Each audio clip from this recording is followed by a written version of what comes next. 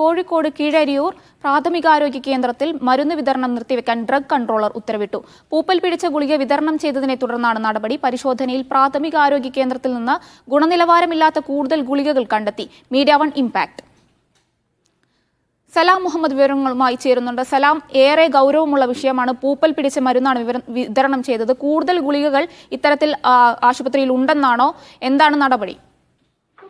ഷഹാന, കഴിഞ്ഞ ചൊവ്വാഴ്ചയാണ് ഈ രീതിയിൽ പൂപ്പൽ പിടിച്ച ഗുളിക വിതരണം ചെയ്തത്. കീഴരിയൂർ പ്രാഥമികാരോഗ്യ കേന്ദ്രത്തിൽ നിന്നും വിതരണം ചെയ്ത ഗുളികയിലാണ് പൂപ്പൽ കണ്ടെത്തിയത്. ഈ കീഴരിയൂർ സ്വദേശികൾക്ക് തന്നെയാണ് ഗുളിക ലഭിച്ചത്. അതിന് പിന്നാലെയാണ് മീഡിയ വൺ ഇത് വാർത്തയാക്കിയത്.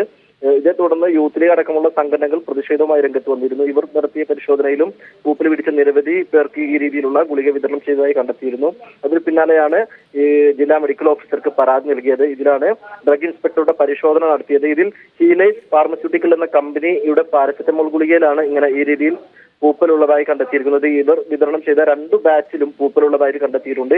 ഇവയുടെ വിതരണം നിർത്തിവെക്കാനും കേരള മെഡിക്കൽ സർവീസ് കോർപ്പറേഷന് വിവരം അറിയിക്കാനുമാണ് ഇപ്പോൾ ഡ്രഗ് ഇൻസ്പെക്ടർ VM ഹഫ്സത്ത് ഇപ്പോൾ ഉത്തരവിട്ടിരിക്കുന്നത്.